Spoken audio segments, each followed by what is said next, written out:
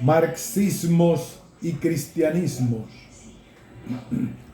Un ensayo de Michael Lowe.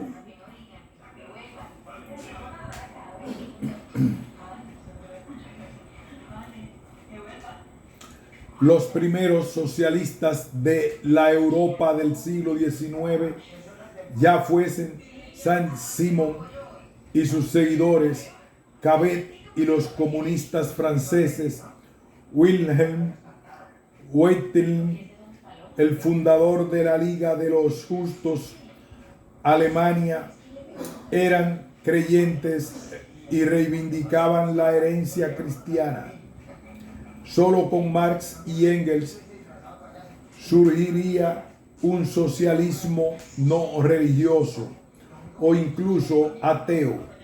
El texto fundacional de este punto de inflexión es el artículo de Marx publicado en 1844 en el Deutsche Französische Jahrbuch. Acaba de publicarse por primera vez la traducción completa al francés de los anales franco-alemanes.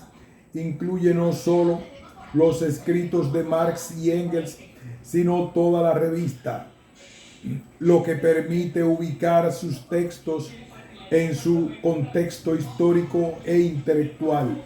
Como sabemos, esta revista, publicada en París en febrero de 1844, bajo la dirección de Arnold Ruch y Karl Marx, fue originalmente un proyecto orientado a forjar una alianza franco-alemana filosófica y política. Los jóvenes hegelianos iniciadores del proyecto eligieron París tanto para escapar de la censura en Alemania como para establecer la colaboración con los demócratas y socialistas franceses.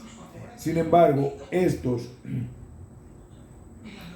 Lamennais, Etienne Cabet, Pierre Leroux, Louis Blanc, rechazaron cortésmente su invitación, desanimados por el ateísmo de los alemanes. Además de Marx y Engels, los autores fueron Arnold Ruch, Johann Jacobi, Moses Hess, Lazarus Bernays, Heinrich Heine, George Wegener. Llama la atención que la gran mayoría de ellos fuera de origen judío. Este es el caso de Marx, Hess, Jacobi, Bernays, Heine, 5 de los 8 participantes. Ciertamente, Marx y Bernays provenían de familias conversas y no tenían conexión con la tradición judía.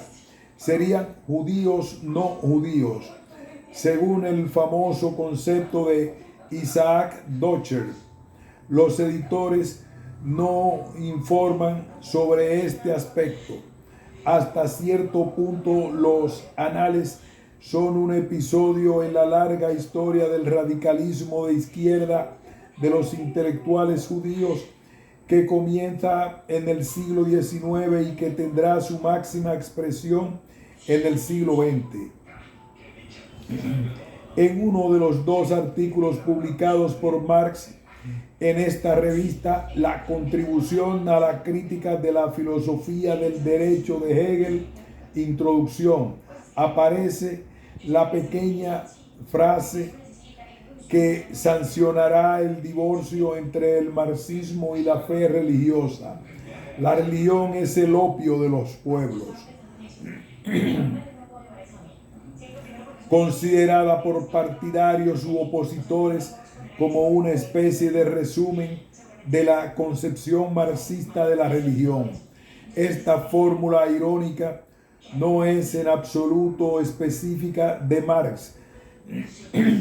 La encontramos con algunos matices antes de él en Moses Hess, Heinrich Heine, Bruno Bauer y varios otros autores de este período. Además, La concepción de la religión que tenía Marx a principios de 1844 era neohegeliana, Feuerbach, y antihistórica. La religión como alienación de la esencia humana. Fue solo más tarde, a partir de la ideología alemana, 1846, que surge un análisis propiamente marxista de la religión como una de las formas de ideología para ser puesta en relación con las clases sociales y las condiciones históricas. De hecho, Marx prestó muy poca atención a los fenómenos religiosos. Fue su amigo Friedrich Engels quien se interesó por el desarrollo histórico del cristianismo, en particular en su libro sobre las guerras sociales y religiosas en Alemania en época de la Reforma. La pequeña obra de Nikos Foufas es el primer análisis en francés de este texto clásico de Friedrich Engels, Las guerras de los campesinos en Alemania, 1850. Se trata de una serie de artículos publicados por Engels en la Nueva Gaceta Renana, revista económica política editada por los dos amigos en Londres, donde se refugiaron tras la derrota de la Revolución de 1848-49 en Alemania. Nikos Foufas destaca con razón la novedad radical de este texto, que de hecho es el primero y uno de los más exitosos a la hora de aplicar el materialismo histórico a un acontecimiento del pasado, el levantamiento campesino 1524-25 en el Sacro Imperio Romano Germánico. El estudio de Engels, observa Foufas, es bastante original por su intento de explicar los conflictos religiosos por los conflictos de clase, pero también porque no reduce la religión a un factor de oscurantismo y conservadurismo. Es también, bajo ciertas condiciones históricas, capaz de expresar aspiraciones subversivas.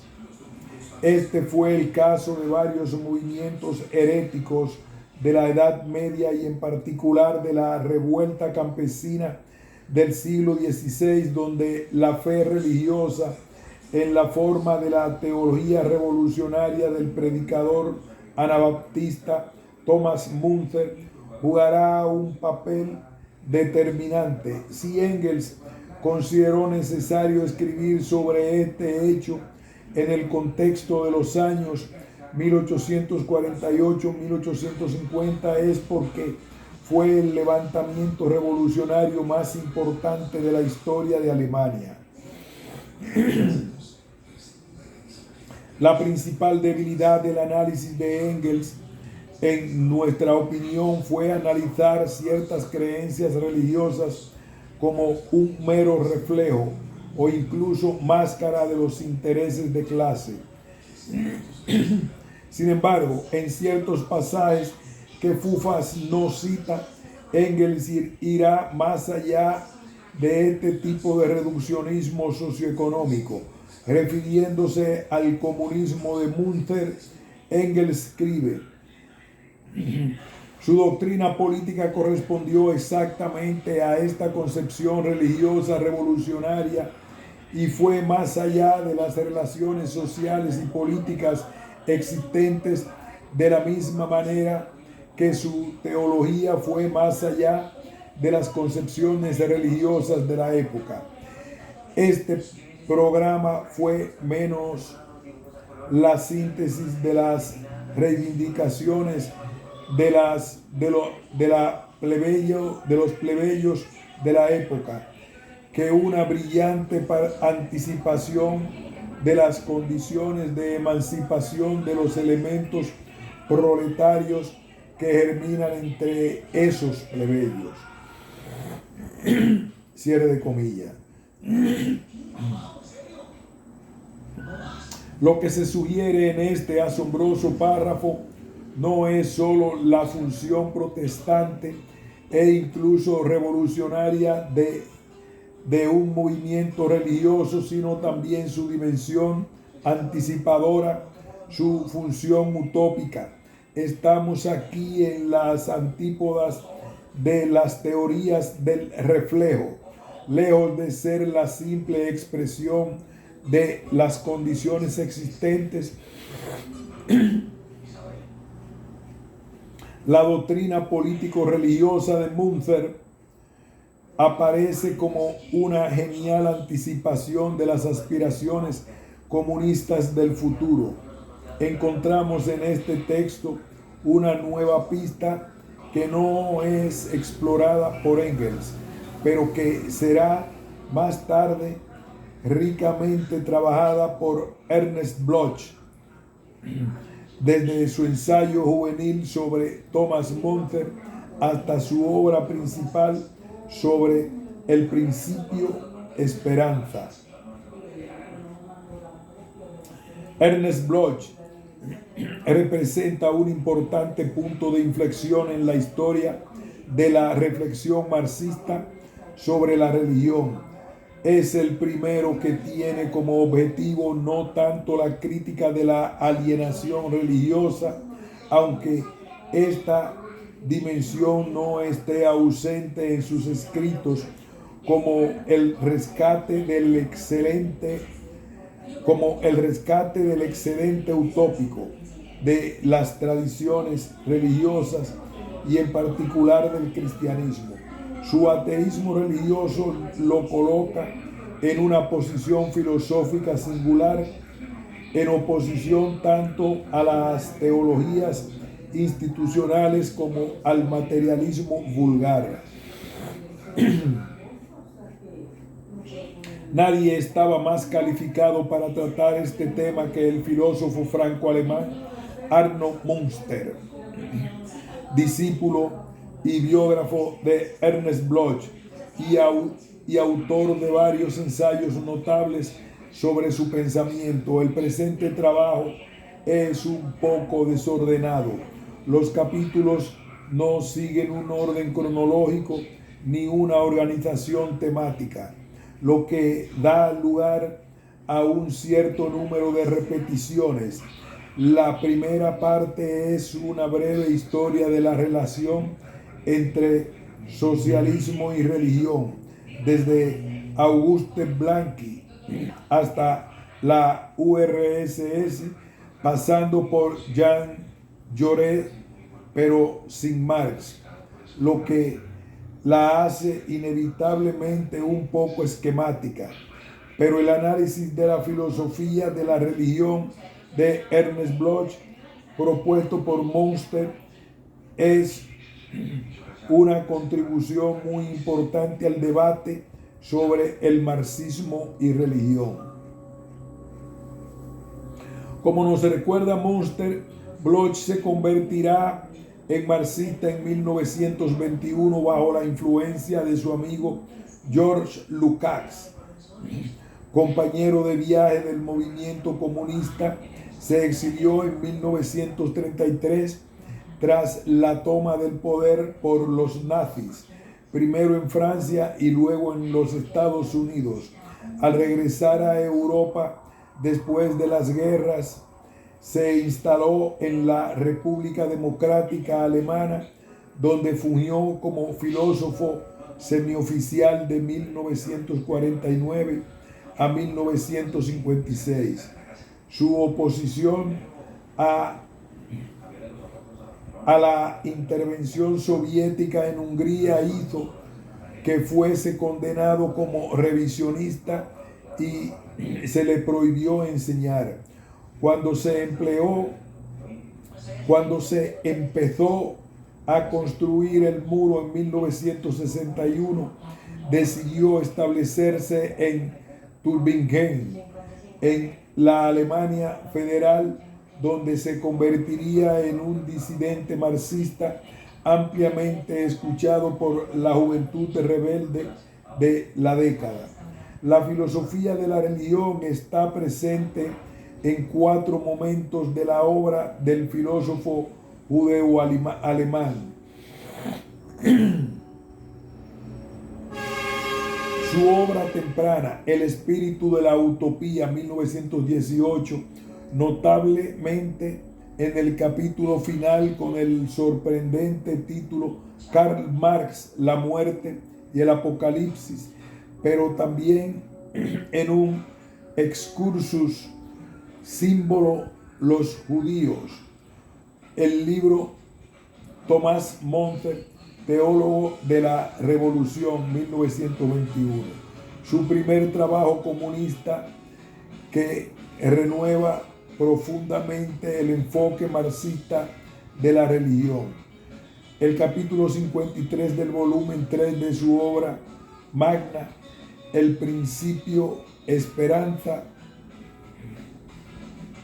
dedicado a las 3 grandes religiones monoteístas desde el punto de vista de su contribución a la utopía del no aún ser. El ateísmo en el cristianismo, 1968. Una exégesis materialista de la Biblia que ha generado mucha controversia y debate, especialmente entre los teólogos cristianos. Hostila lo que él llama ateísmo vulgar, indigente, pero también a las teologías conservadoras de todas las religiones. Bloch estaba fascinado por el mesianismo, el apocalipsis, la escatología, la cabalá, el misticismo, las herejías. Celebra con entusiasmo al profeta Amós, Jesús de Nazaret, Joachim de Flores, Meister Eckhart, Jan Hus, Thomas Münther, Wilhelm Wittlin, Dostoyevsky, pero fueron Karl Marx y Friedrich Engels quienes proporcionaron el hilo conductor: lucha de clases, praxis revolucionaria, utopía comunista. Como muestra Arnold Muster su gran inteligencia y sensibilidad, el ateísmo religioso de Bloch se manifiesta sobre todo en una lectura crítica, heterodoxa y materialista de la Biblia, en busca de sus momentos utópicos, subversivos y emancipatorios. Una lectura con los ojos del manifiesto comunista que le llevará al diálogo crítico con la teología protestante más avanzada. Rudolf Bultmann, Albert Schweitzer, Jürgen Moltmann y especialmente su amigo Paul Tillich, socialista cristiano y antifascista alemán que se exilió también en los Estados Unidos.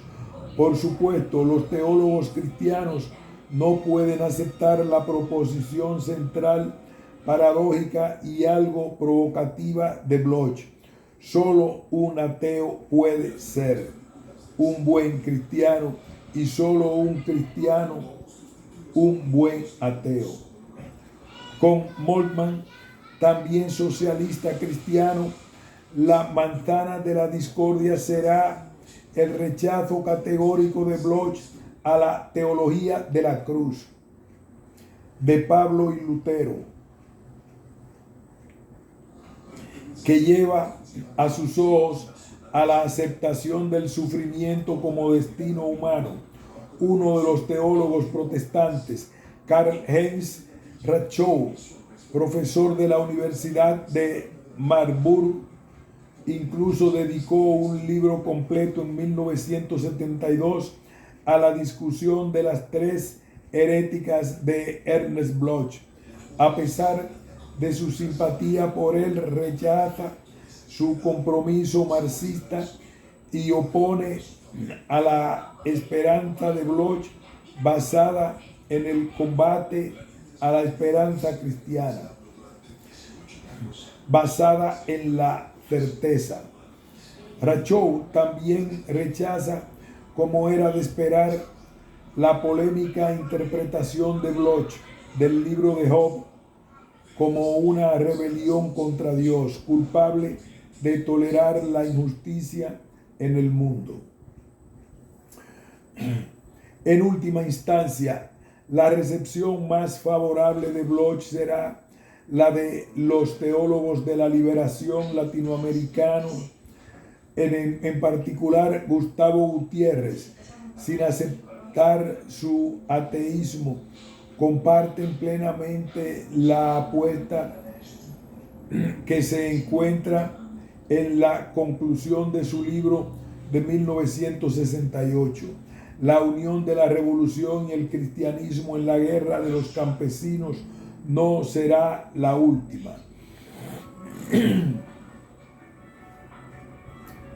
Si los pensadores marxistas se han interesado por el cristianismo, ¿no hay también cristianos atraídos por el marxismo? Por supuesto.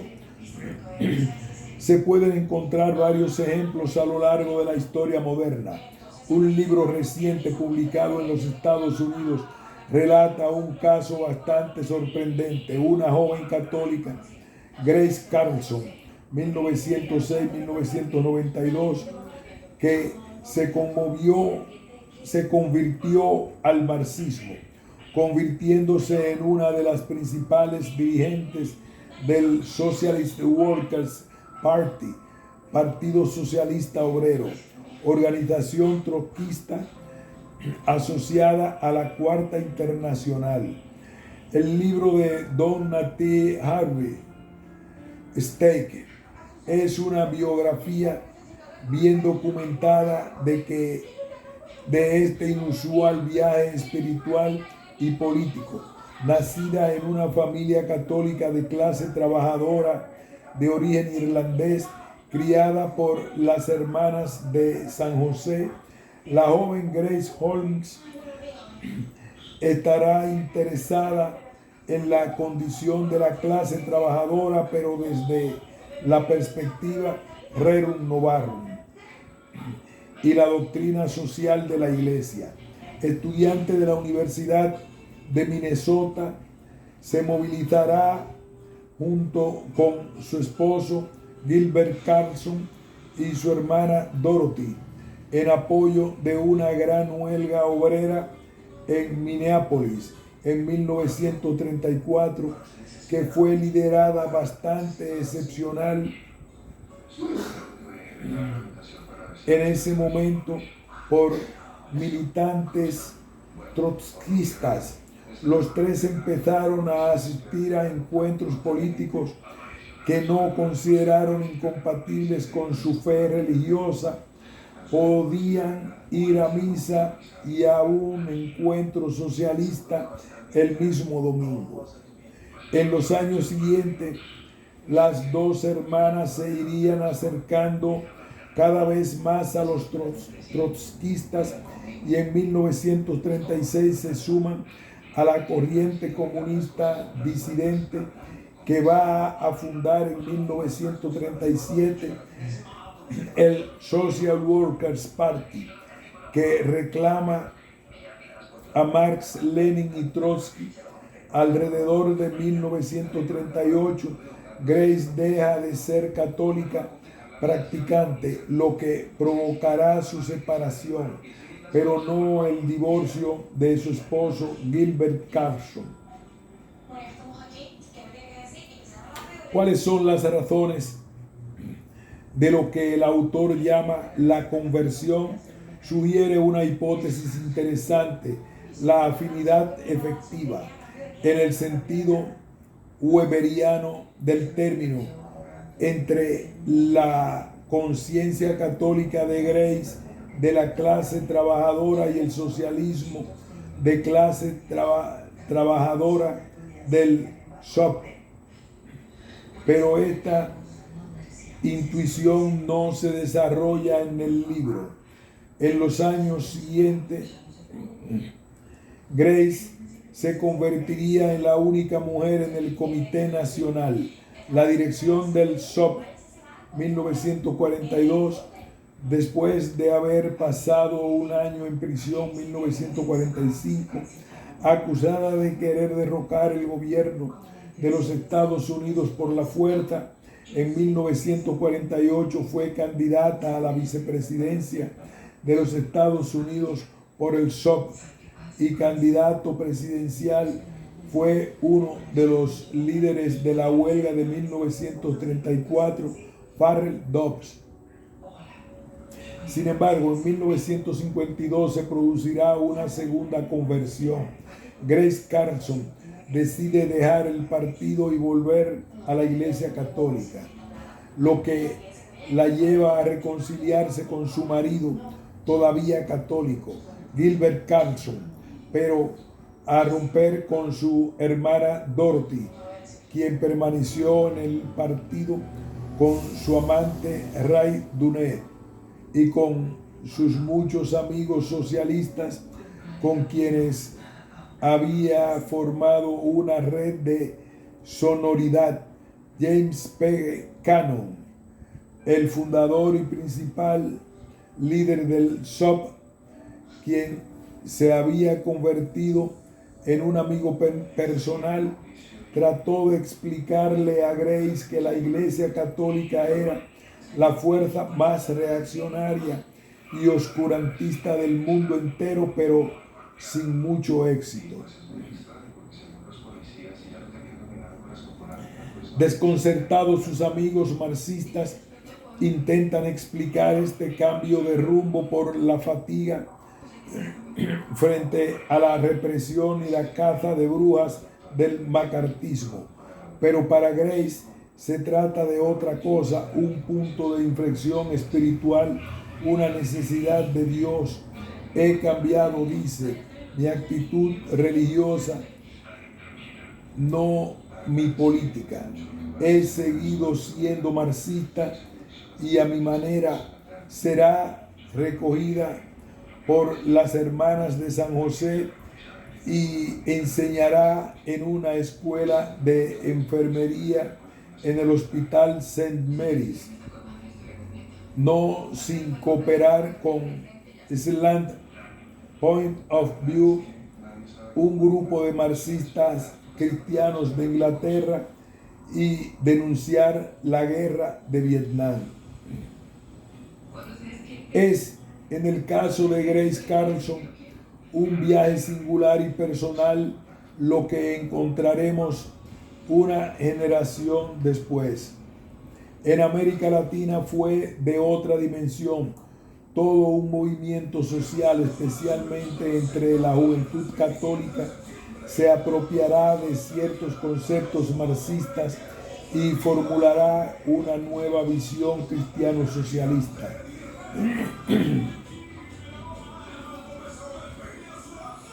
Este movimiento, nacido en Brasil a principios de la década de 1960, después de la Revolución Cubana, pero antes del Concilio Vaticano II, tomará diferentes formas, incluida la formación en 1962 por militantes de la Juventud Universitaria Cristiana de un partido político socialista humanista, Acción Popular AP. Fue solo mucho más tarde, después de 1971, que la teología de la liberación se desarrolló a partir de esta experiencia sociopolítica, no solo en Brasil, sino en toda América Latina. Uno de los episodios más llamativos de esta convergencia entre catolicismo y marxismo fue el compromiso hacia 1968-70 de un grupo de frailes dominicos del convento de Perdizes en Sao Paulo, con la resistencia armada contra la dictadura militar establecida en 1964 en Brasil. El libro de Leneide Duarte Plon es la biografía de uno de estos dominicanos brasileños, el hermano Tito de Alencar, quien pagó con su vida este compromiso social y político.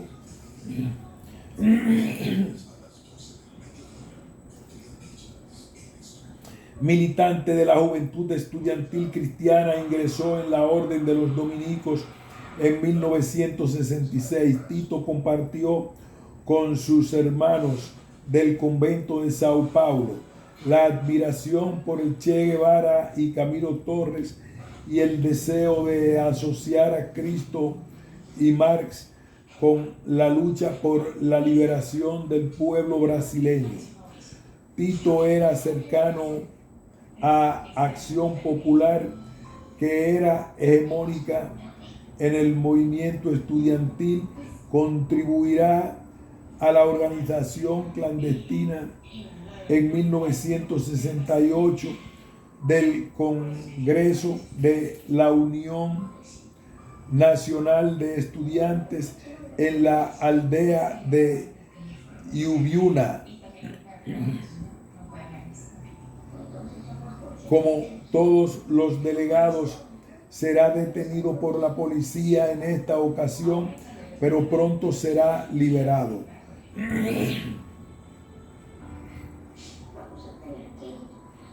Tras el endurecimiento de la dictadura militar de 1968 y la imposibilidad de cualquier protesta legal, el ala más radical de la oposición a la dictadura tomó las armas.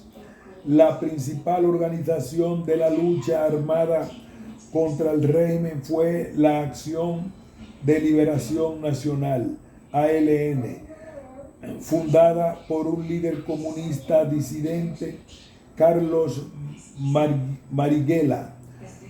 Un grupo de jóvenes dominicos, Frei Beto, Ivo Lesbopin, Fernando Brito y otros, se comprometerán con la ALN sin tomar las armas, pero brindando apoyo logístico, sin pertenecer a quienes trabajan directamente con Marighella y sus compañeros.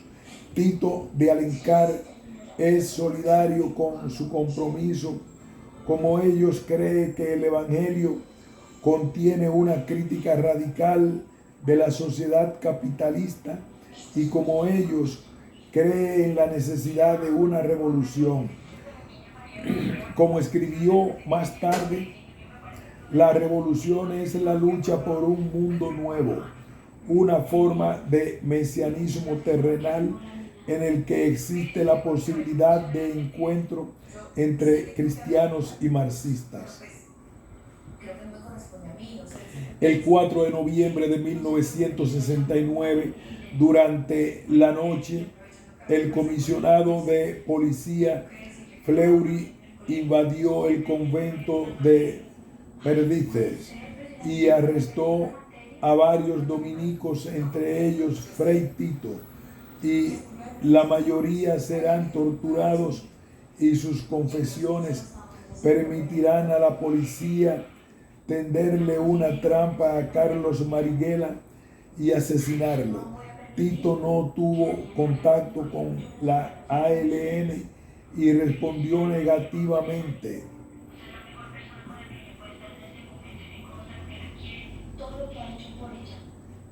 Sinceramente, yo sí quisiera que usted se arreglara con Mauricio porque hacen una muy buena pareja. Yo le voy a hablar de ella y Isabel. Bueno, gracias, María. Mi relación con ella empieza como la que yo empezaba. No, no se preocupe, yo sé cómo. Usted es dependiente de Mauricio, de cómo va caminando, cómo evoluciona, ¿sí? Bueno, sí, ya. Para escapar de sus torturadores,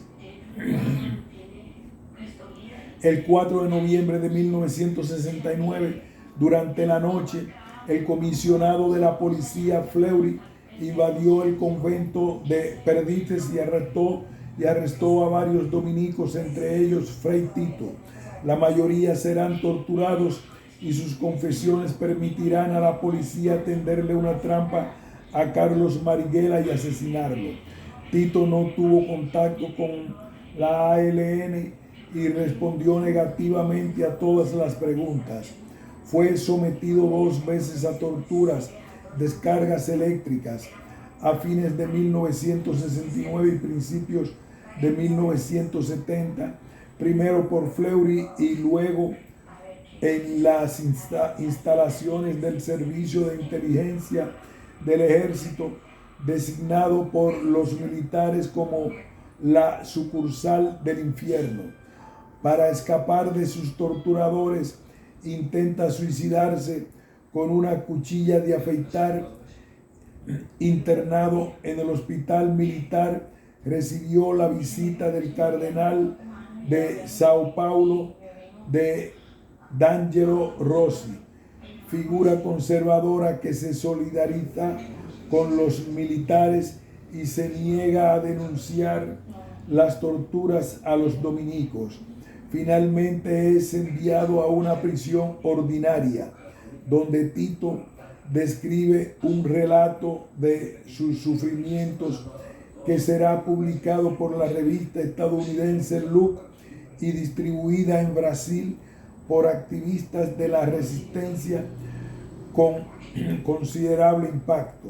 El Papa Paulo VI termina condenando un gran país que aplica métodos de interrogatorio inhumanos y reemplaza a De Rossi por Paulo Evaristo Arnes, nuevo cardenal de Sao Paulo, conocido por su compromiso con la defensa de los derechos humanos y contra la tortura. Unos meses después, los revolucionarios secuestran al embajador suizo y lo cambian por la liberación de 70 presos políticos, entre ellos Tito de Alencar. El joven dominico duda en aceptar, tan ajena le resulta la idea de Tito de salir de su país. Los 70 serán expulsados del país y no podrán regresar. Tras una breve estancia en Chile, Fray Tito se instaló con los dominicos del convento San Jacques de París. El exilio es para él un gran sufrimiento. Es muy duro vivir lejos de su país y de la lucha revolucionaria. Debemos soportar el exilio como soportamos la tortura. Participó en campañas de denuncias de los crímenes de la dictadura y comenzó a estudiar teología y los clásicos del marxismo. Acepto el análisis marxista de la lucha de clases. Para aquellos que quieren cambiar las estructuras de la sociedad, Marx es fundamental, pero la visión del mundo que tengo como cristiano es diferente a la visión del mundo marxista. El dominico francés Paul Blanchard, conocido por sus opciones a la izquierda de Cristo, lo describe como el más comprometido y el más revolucionario de los dominicos. Sin embargo, con el paso del tiempo, Tito muestra signos cada vez más inquietantes de desequilibrio mental. Cree que está siendo seguido y perseguido por su torturador, el comisario Fleury. En 1973 se le ofreció, por tanto, un lugar más tranquilo, el convento de los dominicos de Albresle. Se hace amigo del hermano dominico Xavier Plazat, quien intenta ayudarlo y sigue un tratamiento psiquiátrico con el doctor Jean-Claude Roland. En vano, después del golpe de Estado en Chile en septiembre de 1973, se puso cada vez más ansioso, convencido de que Fleury todavía lo perseguía y que los dominicos o las enfermeras eran del hospital psiquiátrico, eran sus secuaces. Finalmente, exhausto, desesperado, el 8 de agosto de 1974, se suicidó ahorcándose. Su amigo dominico, el hermano Xavier Plazat, finalmente se instaló en Brasil, donde se convertirá en el organizador de la campaña contra el trabajo esclavo de la Comisión Pastoral de la Tierra. Según su testimonio, mi trabajo aquí es un legado dejado por Tito. Como sabemos, el Vaticano, bajo Juan Pablo II y Ratzinger, rechazó la teología de la liberación como un error, principalmente por su uso indiscriminado de conceptos marxistas. Con la elección de Bergoglio, Papa Francisco, de origen argentino, parece abrirse una nueva etapa. Gustavo Gutiérrez no solo fue recibido en el Vaticano, sino que el Papa decidió durante un encuentro en 2014 con Alexis Tsipras y Walter Bayer, dos líderes de la izquierda europea, abrir un diálogo entre marxistas y cristianos.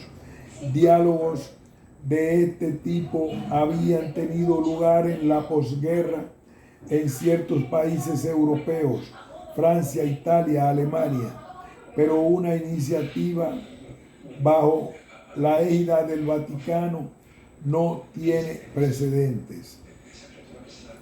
El Papa ha delegado en el arzobispo Angelo Vincenzo Zani, secretario de la Congregación Vaticana para la Educación Católica y el Movimiento de los Focolares, una red laica fundada en Chiara Lubich, en la Italia de la posguerra. Este diálogo, el libro Europa en Común, es la primera publicación de este intento de explorar una ética social transversal. Dos de los editores del libro, Franz Congreve y Luisa Sello, pertenecen a la red Focolari, y los otros dos, Walter Bayer, ex secretario general del Partido Comunista de Austria, y Cornelia Hildebrand, de la Fundación Rosa de Luxemburgo de Berlín, representan Transform, red de fundaciones de investigación marxista vinculadas a la izquierda europea. El diálogo tuvo lugar primero en las instalaciones del Instituto Universitario Sofía del movimiento Focolari, ubicado en el pueblo de Lopiano, cerca de Florencia, donde los participantes fueron recibidos por el sociólogo belga Bernard Callebaut. Otros simposios tuvieron lugar en Castel Gandolfo, la residencia de verano del Papa, y en Viena en septiembre de 2018. Sin embargo, se llevó a cabo una universidad de verano conjunta en las instalaciones de la Universidad del Egeo, ubicada en la isla de Siros, sede de una comunidad católica tradicional. La mayoría de los documentos reunidos en la colección Europa en Común, primer volumen, son las presentaciones realizadas durante esta iniciativa.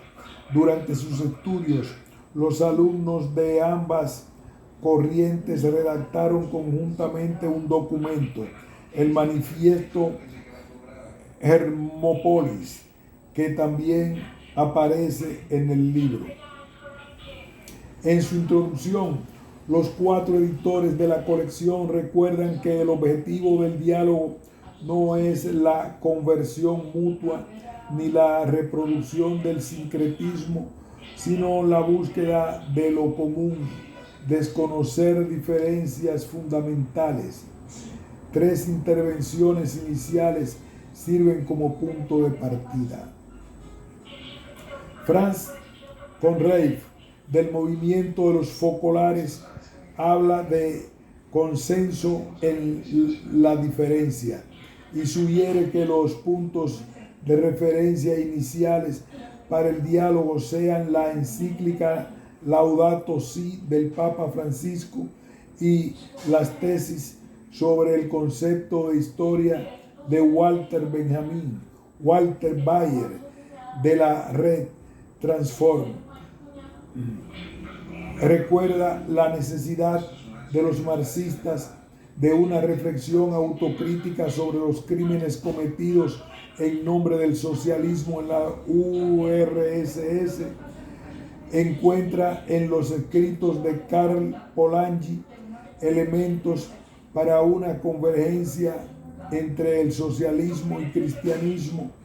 Finalmente, Monseñor Thani, en un saludo dirigido a la Universidad de Verano 2018, rinde homenaje a los ideales de justicia, fraternidad y solidaridad de los jóvenes participantes en este encuentro.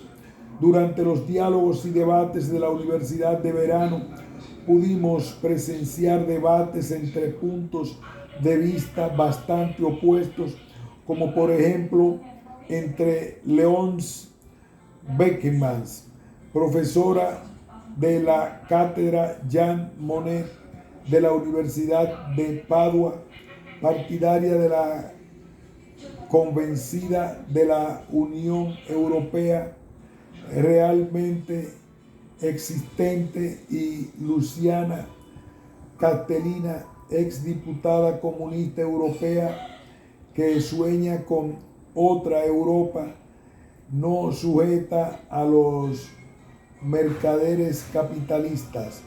Sin embargo, los interlocutores de las dos partes lograron redactar un documento común, como fue el caso de Cornelia Hildebrand y Paul Todt, profesor del Instituto Universitario de Sofía, sobre una estrategia no violenta en el mundo plural.